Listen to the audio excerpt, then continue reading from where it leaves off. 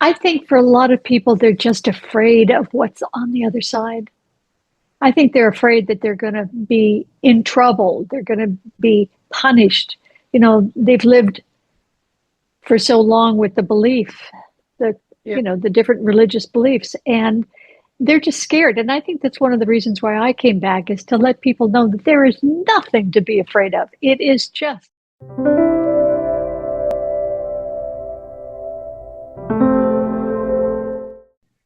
Diane, thank you so much for joining me. I am very excited to hear your story. You had a near-death experience, and since then you've come back with quite a few gifts. So before we talk about that, would you like to share with us just what happened and the kind of person you were before? I would love to, and thank you for having me. I'm really happy to be here with you. So, my story began um, when I was in the hospital, and I was in the hospital for arthroscopic surgery. I had had an accident 10 years prior to that and should have had surgery at that time, but opted not to because I was working as a model and I couldn't handle having the big scar across my knee, which is what they would have needed to have done. And so finally, arthroscopic surgery was available and it was proven and all of that. And so I'm sitting on the gurney and a little apprehensive, but really grateful that it's the time to do this. And as I'm sitting there, I'm starting to get really cold, just kind of racking with cold. And one of the nurses came up to me and she said, "Would you like a warmed blanket?" And I said, "Yes." Didn't know they had those, thought that was a great idea, knew it would help, and yes. And she brought it, and my body kind of settled down a little bit. And then it was time to go into the operating room. And they asked if I wanted another warmed blanket, if I needed a little bit more. And I said, yes. And at that point, when they put it on, I went to sleep, which is really odd that you would do that. I hadn't had medication yet. And so they went on and did the surgery, and it was successful. There was a lot more for them to fix than they had realized because this was 1981. They didn't have the MRIs and all of that they have now. And I was on the table a lot longer under anesthesia than they had planned, probably an hour and a half longer. Anyway, I'm in recovery and I'm sort of becoming awake and aware in that circumstance. And I hear all this commotion in the bed next to me, but I don't want to pay any attention to it because I want to just stay with me. And in that moment, I'm hearing them say, "Diane, wake up. Diane, wake up." And I'm thinking to myself, I wonder what the odds are that that person and I have the same name. It's kind of odd. And I went back to whatever my feeling was in that moment and sort of that drowsy, foggy place. And next thing I hear is Dianne Sherman, wake up. Dianne Sherman, wake up. And now they've got my attention because that's my name. And I'm thinking, oh my God, they've got the wrong patient. Did they do the wrong surgery? What is happening?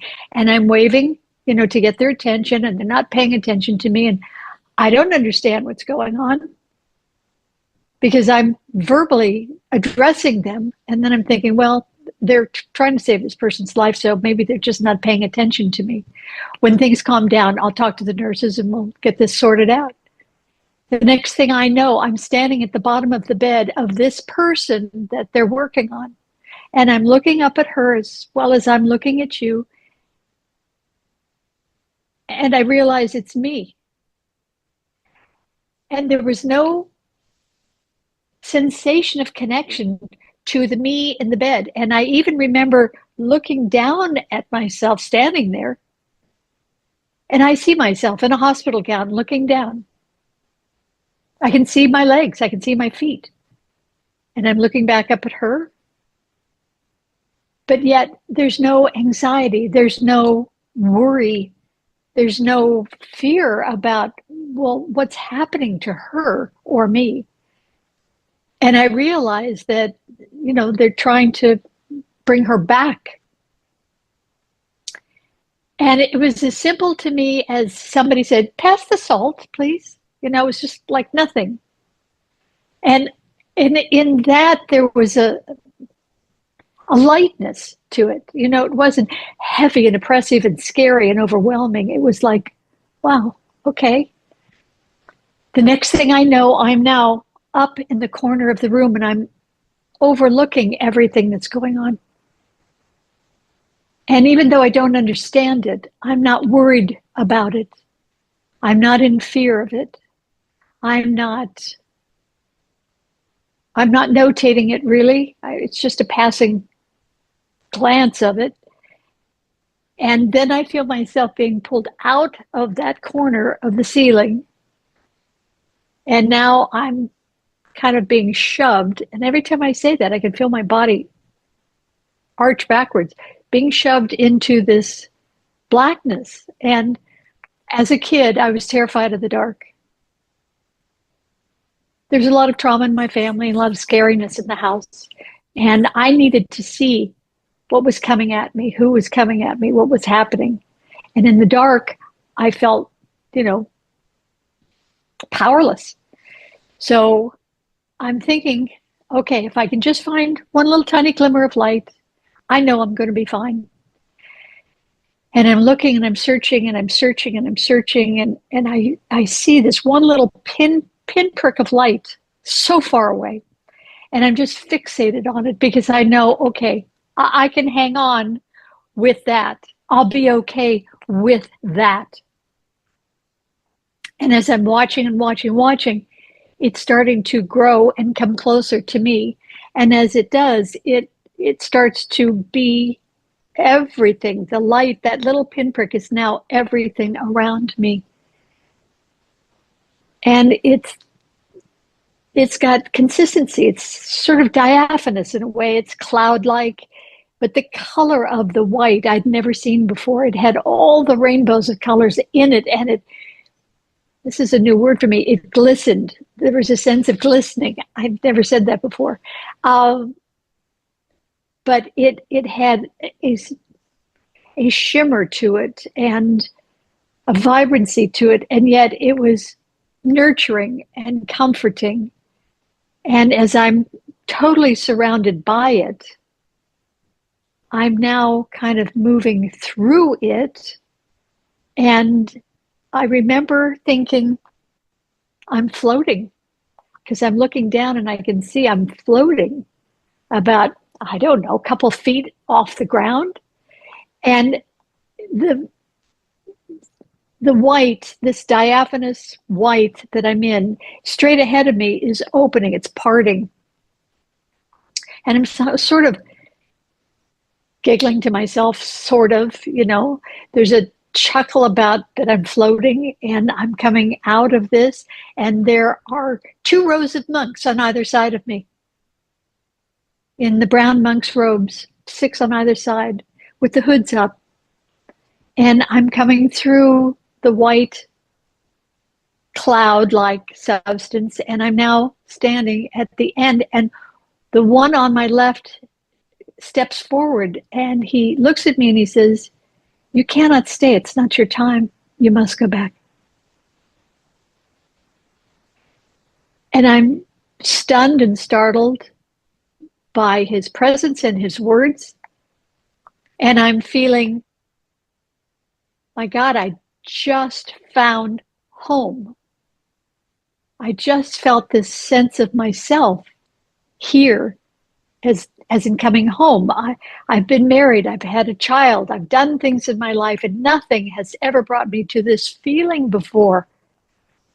I can't let this go. You can't send me back. How could you let me come this far and send me back? You can't send me back. You cannot stay. It's not your time. And as I'm looking at him with his hood up, inside the hood is abject blackness, except for, I don't know, some kind of light energy movement in this hood in place of where his face would be. And it's like little atoms or something. if I were more scientific, I'd have a better verbiage for it, but just little lights dancing. And it felt very familiar, which I thought was so odd. It felt very familiar. I knew it. And as he's speaking to me, there's no voice. It's resonating inside of me. And as I'm answering him back, I imagine it's resonating inside of him. So there's no exterior sound, but it's certainly loud. I mean, because I'm upset that he wants me to go back. And I say he, because he felt very masculine in all the good, appropriate ways.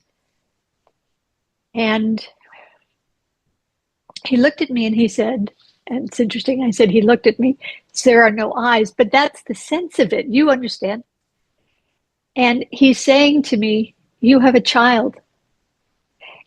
And I'm saying, yes. And I love her dearly and I would give my life for her, but I'm not willing to leave this. This is too important for me right now. And he said, you have a child. You must go back. It's not your time.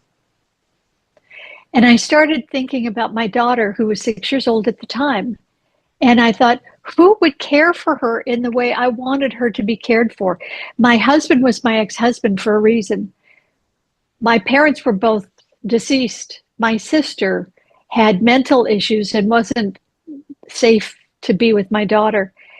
And I had done a lot of moving around with my husband and hadn't stayed in one area to build community long enough to have people that I trusted and whatnot.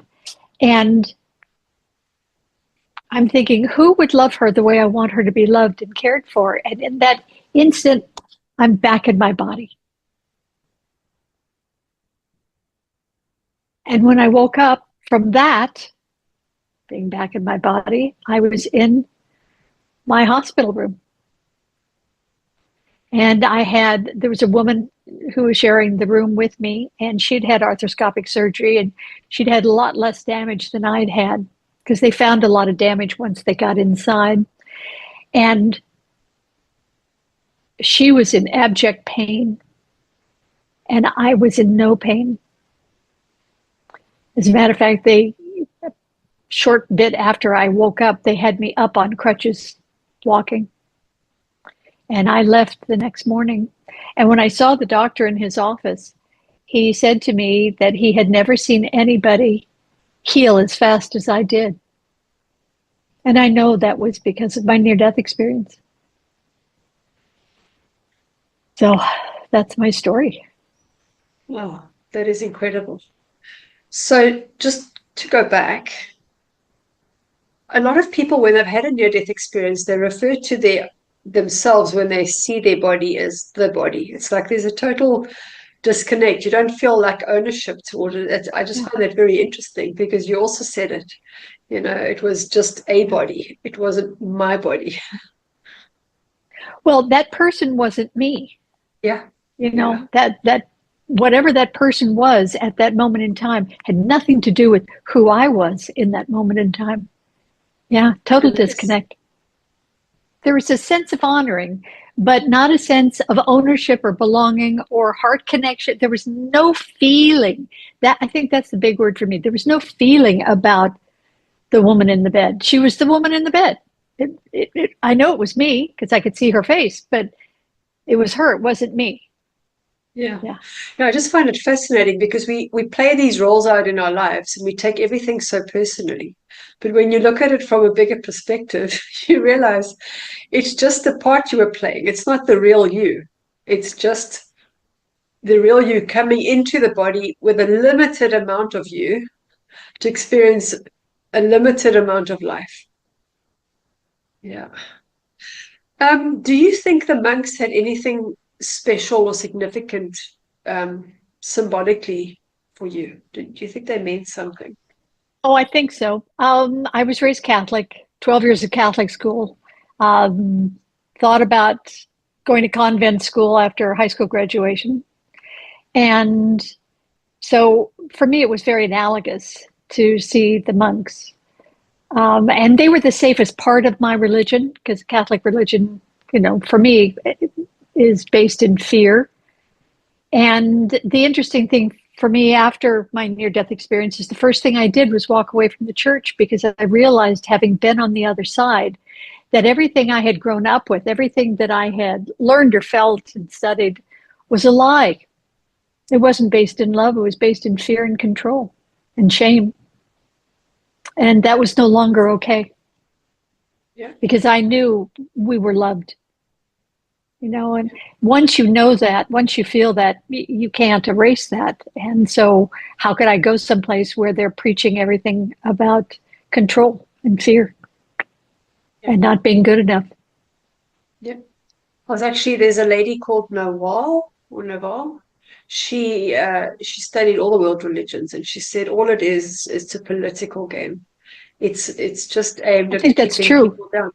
Yeah. Yeah. Yeah. And how sad. I mean, when you think Yes. that they have such an ability to do so much more for the world, to uplift the world. I've always wondered why, probably shouldn't say this, but I'm saying it anyway. The Vatican's one of the richest countries in the world. Why is it not supporting the poor, the underserved? Why are they not using their great wealth for that? Who are they holding it on to for? All these men? Well, there's a lot of stuff going on in the world right now that we that we know about. I was Yes. just thinking though, I mean, I used to also really have a problem with the church, but they do good at a lower level. I That's think the true. higher And up and you it, go, it yeah, yeah, yeah. the people on the ground, the people that genuinely want to help and do charities and help the homeless, there are people that do that. There's a lot of Oh, of movement course. at a grassroots level. And they Yeah. do some wonderful work. I mean, I think of the nuns that I was schooled by and whatnot, and how they dedicated their lives to being something different than society had said we were to be, and just loving being of service. And I understand that now, because all I want to do is be of service. But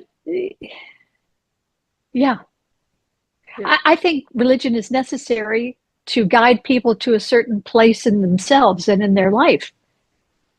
And I think without it, they wouldn't get to the spiritual awarenesses that we need to get, Yeah. or not. Well, yeah, again, it's got the positive and the negative because you get Yeah, to that certain point, but they teach you not to ask questions. And right. so you might be guided, but then you're only held at a certain point and you can't go further because you're not allowed to. So, yeah, I think that's That's where that's we the have tough. to fight for ourselves. Yeah, yeah. Well, we are waking up, and I mean, there's so many people that have had near-death experiences that are actually speaking out now, and it's a whole movement actually, and a lot of people that are speaking that didn't speak for many, many years that are now feeling that urge to share their story, and it's just amplifying. Um, I heard somewhere that when they wear a hood, it's because their light is so bright that it would like hurt your eyes. Do you think Oh, that interesting. Yeah. Do you think that would be the case? Because I heard that that's why they wear that, because there is nothing underneath. There's no face. It's Right. just to stop you from having this too brightness that you can't see. That's very possible. It just felt like, because if I think back I live in California. We have many missions in California, which is all cared for by the monks. 99% of the time, their hoods were never up. They were Yeah. down around their necks. And so the fact that their hoods were all up was a question. Um, and it could very well have been because the dancing, what I originally called, were like dancing lights in there. If the hood had been down, that might have been, too overpowering. Yeah. Yeah. Although their energies, as powerful as they felt, their energies were very sweet and docile, Hmm. which was very Could also comforting be for me. maybe you knew them in a past life.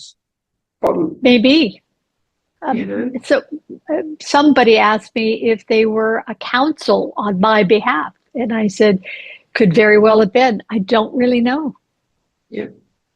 Well, when you go back there, you'll remember. I will look them up. They'll find you. So when you came back, did you tell anybody about it, or were you too afraid to? I was too afraid to. This was 1981.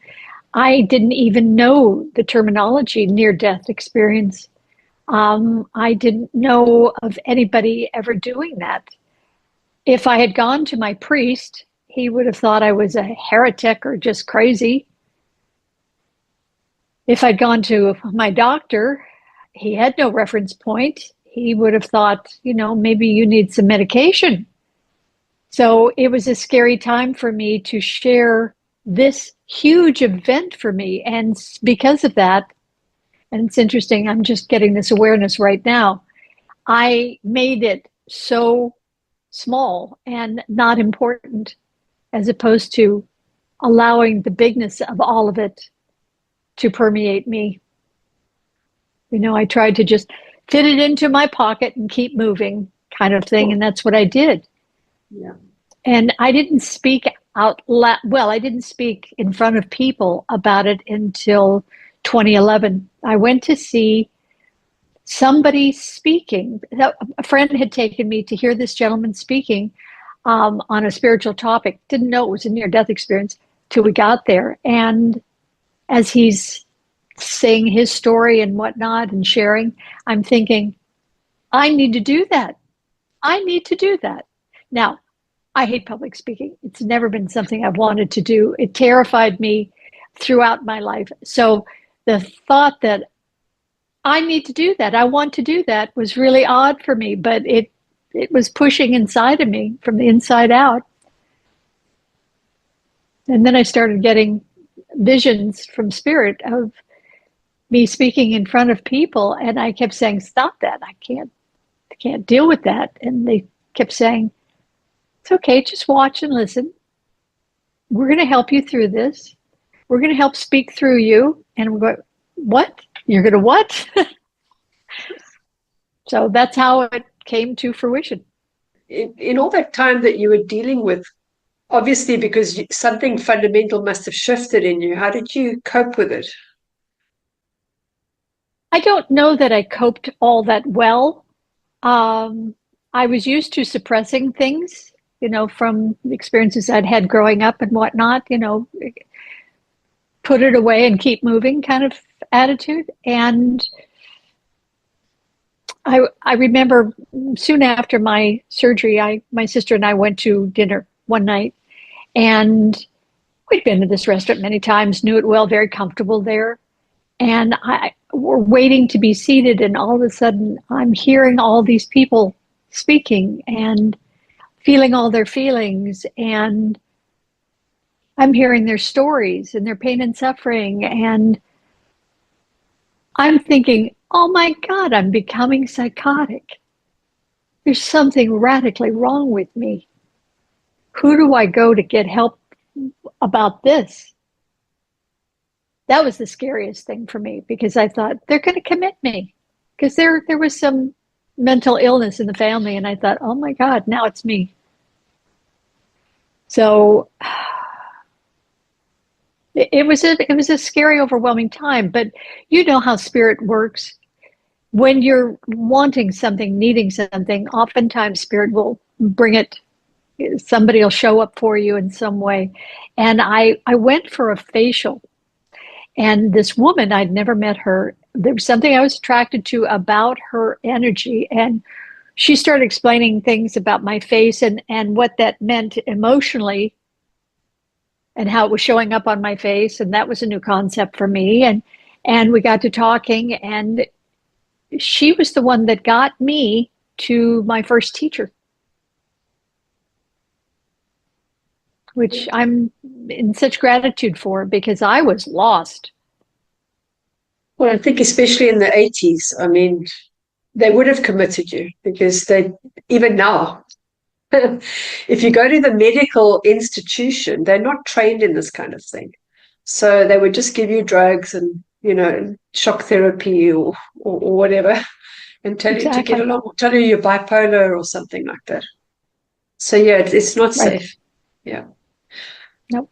Okay, so you heard all these voices. Do you still hear them, or have you been able to like shut it down or shut it out if you need Oh, to? I've shut it down to, first of all, I had to learn that, their information is none of my business. I don't have permission to know all that stuff about them. So I had to quiet that down. I had to understand where my boundaries were with all of that. And, I could go online in an instant and pick up what I need to, or what somebody's hoping I will pick up for them. I can do that. But that overwhelming cacophony of stuff coming at me is long since gone. I am, however, cognizant when I'm in a group of people, if I go into a mall or place where there are lots of people, I have to, do certain things for myself not to feel all of that, because I don't want to process other people's emotions. I have my own to deal with. It's enough taking care of me. So I've had to put boundaries in place, and I've had to learn that if I picked up somebody's something, to send it back to them and to be aware of what's yours and what's mine. Yeah. And if I wake up unhappy and something's going on inside of me and I'm going, well, where did that come from? I will ask, oh, does that belong elsewhere? 9 times Yeah. out of 10, it does. Because I'm fine working on me. I just, don't want to be processing other people's stuff when it's their job. And also, you might process it, but how much can your body do at once? Well, Because it, exactly. it goes through your body, and that can actually make you sick and take your energy. And it did for years. I had to learn not to take on other people's pain and suffering, and I'm still aware of that. If there's a moment of sympathy that I feel, I'm in trouble, because being wired the way I am, sensitive and empath and whatnot, um, I step right into the middle of the pain and suffering, and that's not any benefit to them, and it's certainly not a benefit to me. Yeah. So Yeah. you have to stay on your toes. So, how is your life different now to how it was before? I almost feel like a walk-in, even though I know I'm not. I am such a different person in oh so many ways. The things that were important to me then, trappings of life and whatnot, are not important. Money is an oddity for me. I mean, we all need it and it's important, but I don't have a grand ambition to make money, which oftentimes is a handicap, but it's kind of how it is right now. And I need to spend a lot of alone time to be with me and process what I need to process. And, sometimes I can pick up stuff that's on the other side of the world, and I don't want to be doing that. So I keep myself away from the news and all the heavy, dark things that are going on. I stay in my own lane, which is what I tell my clients. I have no power out there. Pardon me. I only have power with me. And so I do what I can do to be the best version of myself, to bring the best energy I can into the world, in working with people and just me showing up in the world. And I stay in my own lane. And that's my world. I'm creating my own world Yeah. and And what's that's coming to important. me. I don't get connected to the what's out there so much. Well, like you said, you kind of lost that identity with that body and realized what actually is important. Yeah. Yeah. And your relationship with your daughter, did that change? How is it now?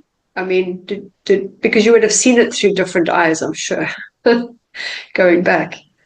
Um, well, of course, she's a grown woman. She's 50 years of age and a psychotherapist and a mom of two teenage kids, and, happily married, and she's thriving in her world. And we're not on the same page when it comes to all of this. I can see from my daughter's point of view in a lot of ways how it must have been difficult for her growing up with a mother who really wanted to be on the other side. You know, I fully embraced my life, but my longing was to be on the other side. And now that I'll be 79 in a couple of months, so I'm closer than ever to being on the other side. And I'm so looking forward to it. Well, you look fantastic. Well, maybe thank maybe you. you're not that close. Don't tell me that. Maybe it's not your time. I've There's some heard that work to be already. done. You know what it is? Like sometimes people think they need to be doing something in order to fulfill their purpose, but sometimes it's just a matter of having your energy there, having your light shine. It just raises the vibration without you actually doing anything. I agree. I agree. And I tell that to people all the time. Just being you is enough on the planet. And it is. But we still have to make livings and keep moving forward and keep the body moving and all that stuff. I've had 4 knee surgeries and I should have a hip surgery, but I'm working on healing that right now and it's going fine. And so, it's the body is not what it used to be. Well, luckily, otherwise you'd have to stay a lot longer. You're not telling me what I want to hear. I'm sorry. I was just recently with a very dear friend who passed, and it was an assisted suicide. And it was interesting for me to be with her. I mean, I wasn't the only one there, but to be with her as she was going through this. And it was remarkable to me to know it's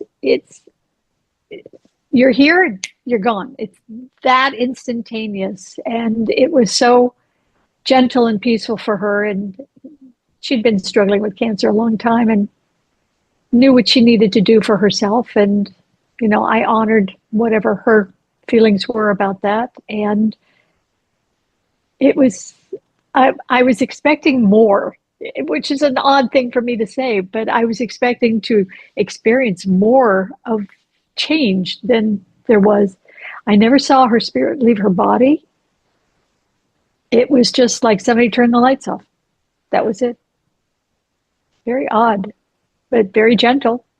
I think for a lot of people, they're just afraid of what's on the other side. I think they're afraid that they're going to be in trouble. They're going to be punished. They've lived for so long with the belief that, Yeah. the different religious beliefs, and they're just scared. And I think that's one of the reasons why I came back is to let people know that there is nothing to be afraid of. It is just unconditional love, that there's hospital and education on the other side if necessary to bring people back up to speed for knowing who they are in their essence. And I really love that aspect of it. I love, because I know before I had my NDE, I was very fearful about a lot of things. And if I can allay people's fears in any way, shape, or form, I'm so there. That's what takes me to my happy place. Yeah. Yeah. Yeah. I think there's actually a group on Facebook called Thanatophobia. What is And it? people, thanatophobia, which is the fear of dying.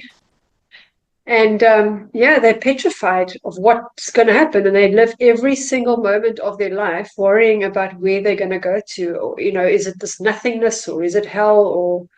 And it consumes them. And it's so sad Sure. because, you actually leave your body before you die. Your Right. body, from all the people that I've interviewed, you leave your body before the moment of impact.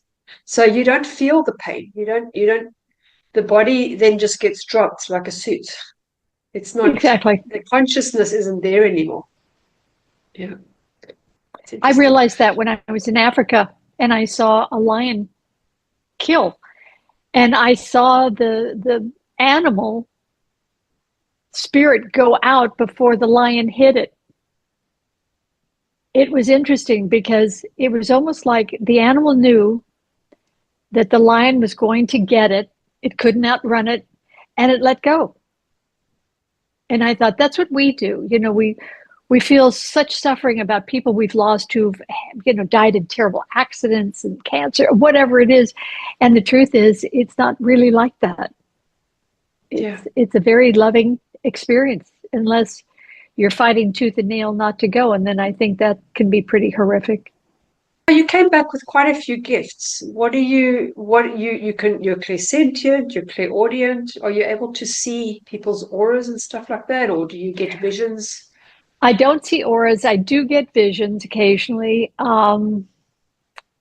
mainly of me, of my past or future experiences.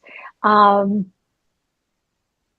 but it's mainly the clairs that you Yeah. mentioned. And, it's interesting. There has been this imposter syndrome that I had in the beginning, doing the work with people.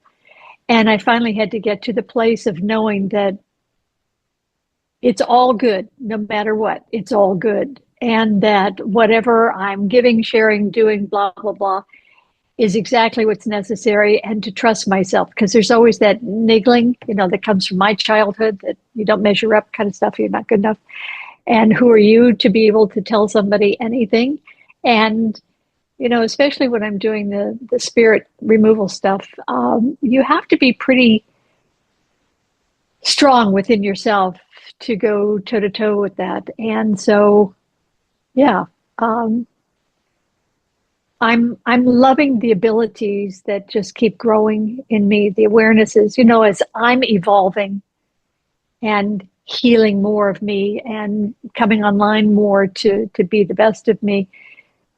The abilities are growing, and that's just thrilling for me. I didn't think at this age I'd be doing the work I'm doing, and uh, I love what I do. I would stay here. Don't take me at my word. I would stay here for a very long time if I could continue to just do my work. It's such a gift to me because I get to connect with people on such a deep personal level, and that's thrilling for me. Yeah. So tell us about your work that you're doing now. You do spirit removal? I do. It's new for me. As a matter of fact, I had a wonderful man who I used to contact when I was in need of assistance. And I called him, this was almost 2 years ago. I called him to say, I need an appointment with you. I've got some company again, and it's pretty pretty tough pressure right now. And his phone was disconnected. And I thought, oh my, why would I not know that? Where has he gone? Blah blah blah blah blah. And I'm hearing my intuition saying, go online and look him up. Go to the newspaper and look him up. So I did, because he was in Wyoming, I'm in California. And I put his name in, and story came up. He had died in a snowstorm, car accident in a snowstorm. He didn't have his seatbelt on. And so he was thrown through the windshield and he died. And it was a pretty bad accident. And I was just devastated. And then time went on. I happened to be with a very dear spiritual friend, and we were communicating, and she was getting information because she's very sensitive. And it turns out that the spirit that I was feeling with me was him. He hadn't crossed over. He came to me. I guess he believed I could talk him off the ledge because he was so angry with himself that he hadn't cared for himself enough to put his seatbelt on, that he was that careless with himself. And this was a big spiritual healer. He was an amazingly loving, wonderful man. And that he put himself in that position and died subsequently from it. He just couldn't let it go. He couldn't let himself cross over. And so I worked with him, and my friend helped to help him cross over. And after that experience, I started getting clients who had either a possession or a discarnate spirit. And I thought, wow, okay. So I now call him in at times when I feel the need. And this other wonderful man, um, Fred, who had taught me a lot of the vibrational codes and frequencies and whatnot. And I call them both in to help work with me if I have a really bad possession, because sometimes they can be pretty nasty. And it's now part of my work. Who knew? Right? Incredible. How do people know whether it's possession or if it's just them having negative thoughts or something like that? A possession is far more intrusive. I have had clients who have stopped using drugs. This one man had been on the street for like 14, 15 years. And it was a relative of his that contacted me on his behalf. And I had to get his soul's permission, and she also got his permission. But he stopped doing drugs. Been on the street for 14, 15 years. It's So, incredible. I've had a couple of schizophrenics, people who thought they were schizophrenic, who really weren't, who were just highly, highly sensitive, and having this other energy and this other energy's agenda taking them over and whatnot, just totally messed them up.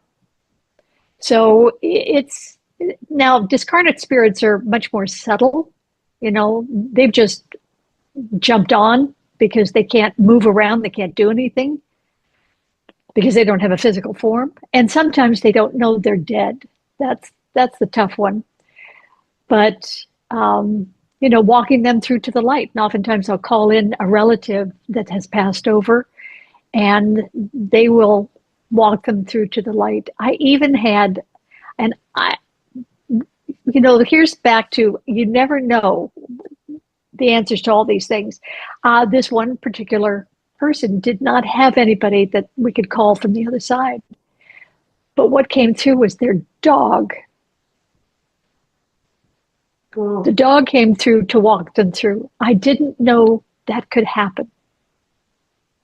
So that was thrilling for me as well as for him. Yeah, well, our pets are on the other side too. So, Oh, sure. in hindsight, it makes It sense. makes sense. Yeah. It just at the moment, it was like, wow, okay, I'm all You didn't for think of it. it. Throw us a line here. Right. Um, I do you think schizophrenia, to me, schizophrenia is like people that are kind of in between worlds, that maybe they are hearing real voices. It's just they're in the astral plane or something like that. Or do you think that there is a difference between people that are actually schizophrenic and people that are hearing real voices? Well, I heard real voices when I came back, and I still do. I mean, I hear my name called occasionally, which is always interesting. But I hear on my right side, right here. And what's interesting is in school, I didn't process auditorially very well. Makes me go to sleep. But I hear that. And I think highly sensitive people with very sensitive nervous systems that maybe have had some trauma or whatever, or without, are able to hear, all kinds of things because I do it. And I don't think they're schizophrenic at all. I just think they don't know what they're online to. They don't have anybody to guide them to working with it, and what to do with it, and how to handle it. And, as children, everybody talks about when you're a child, you have this pretend friend. Well, were they pretend? I don't think so. I think they were real. I think the kids were open enough because they are still connected to what I call the home office, and they're able to communicate on that level. And I think there's so much we don't understand, and we don't know how to support ourselves in those awarenesses. That's one of the things I love doing with my clients is inner child work. because so much of their issues are stuck there. And if you can open up that dialogue and have them become aware of what's happening with that little inner child, because that inner child is still living like life is going on. It's not that they have no memory. It's that the adult wants to disavow the inner kid. And the inner kid needs to be acknowledged and loved and brought online and, integrated into the adult, because they are the playful, creative parts of us. And we need that in our lives. So I love doing the inner kid stuff. It's like reclaiming all these hurt hearts that have been dashed in childhood, not on purpose, but through circumstances and perceptions and whatnot. I mean, that's my happy place, because I know I had a dashed heart. I think it's becoming aware of different parts of ourselves. In my world, it's really important that we learn to love ourselves. How can we be the best version of us if we're not loving ourselves? And I tell my clients, you may be loving and adoring your children, but if you're not loving yourself, you're teaching them about not loving yourself. They need to see you reclaiming yourself, learning to love yourself, so that they know how to love themselves by watching you. Well, look how your mentor couldn't cross over because he didn't love himself enough to put on his seatbelt. Because people think love means giving to others and not to themselves. And there are a lot of that's right. energy vampires out there who are wanting you to fill them up so that they don't have to do their own work. Yep. And I right. think I think that's why I had a near-death experience, is because I was I was showing up for my family, my child, my family of origin, to be what they thought I should be. And I had no sense of me, in the trueness of me at that point. I needed that cosmic 2x4 of a near-death experience to say, hey, wake up. This is not what this is all about. And if I hadn't had that, I wouldn't have the awareness I have now. And, working with the inner kid, it helps people learn to love that little kid, because they can see, when I connect them in with that little kid, they can feel the preciousness of that child. And they know that there's nothing wrong with that little kid, that whatever that little kid felt about herself was coming from the adults around her and her perception of that. It wasn't her. And we changed the dialogue, and we changed the perception. And it's their inkling of how they can start to love themselves by loving her or him. Yeah. Because that thought of, how do you love yourself? Most people go, what? What are you talking about? Love myself. I love myself. Sure I do. Well, Wrong. I think looking after their body and looking good is love. That's part of it, but it's not all of it. It's not even the half of it. It's that internal, as I tell my clients, okay, every day check in with yourself. Are you hungry? Are you thirsty? Because where those live in your body. How are you feeling emotionally? Where is that? What's happening with that? What are you feeling emotionally? What do you need to do, if anything, about that or for that? And see where that takes them. It's that awareness of going within. It's like in meditation, it's the world behind your eyes. Yeah, absolutely. Yeah. And again, the people that want their needs met need to do the same. Then they wouldn't try and get you to change because they meet their own needs. Exactly. Yeah. Okay, so where can people get hold of you if they wanted to connect and learn more about your work? I would love it if they'd come to my website, guidingyourspirit.com. Or they can find me on YouTube, Dianne Sherman, NDE. I have lots of videos out there that talk about my work. And yes, I would love to connect with anybody and everybody, especially the sensitives and the empaths, because they seem to be analogous to me in lots of ways. But anybody who feels blocked or hurt or not being seen, I'd love to work with them. Yeah. Yeah. Well, I'll make sure I post your links below. Thank you. And then before we go, do you have a message for our viewers? I do. Please know that there is nothing waiting for you on the other side except love and acceptance and honoring. There's nothing to be afraid of. There's nothing to be concerned about. There's nothing to be anxious about. Just know that you're graduating from Earth School, which is not easy, and you have another experience to look forward to. This is not the end of anything. It's just the continuation of who you are in your essence.